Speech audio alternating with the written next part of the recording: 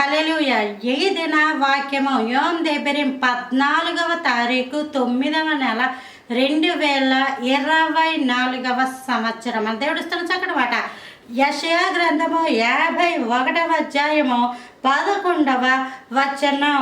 యెహోవా విమోచించిన వారు సంగీత నాదంతో సియోనునకు తిరిగి వచ్చెదరు, నిత్య సంతోషము వారి తలల మీద ఉండును. మన దేవుడు మన తలల మీద ఉంచే ఆనందము సంతోషం ఏంటది? నిత్య సంతోషం. పలానా వ్యక్తి ఉన్నప్పుడే ఆనందం అంటారు. ఆ వ్యక్తి కొంతకాలమే ఉంటాడు, కొంతసేపే ఉంటాడు, మళ్ళీ వాళ్ళు పనులు పెట్టి వాళ్ళు వెళ్ళిపోతారు.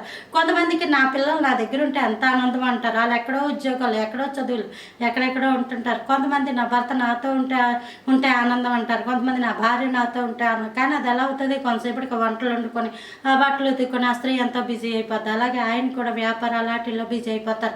ఇలా అంతా కలిపి ఆనందాన్ని ఎక్కడ ఎత్తుక్కుంటారు?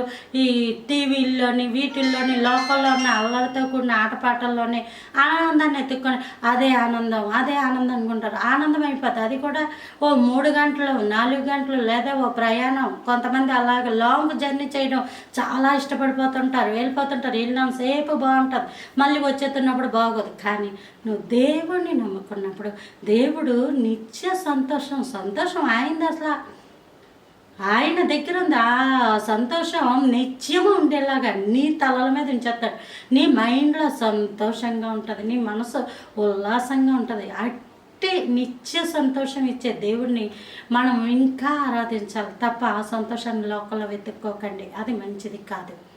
ఈ యొక్క తలను హిబ్రూలో రోష్ అని అంటారు, గ్రీకులో కెఫలెస్ అని అంటారు. ఆమె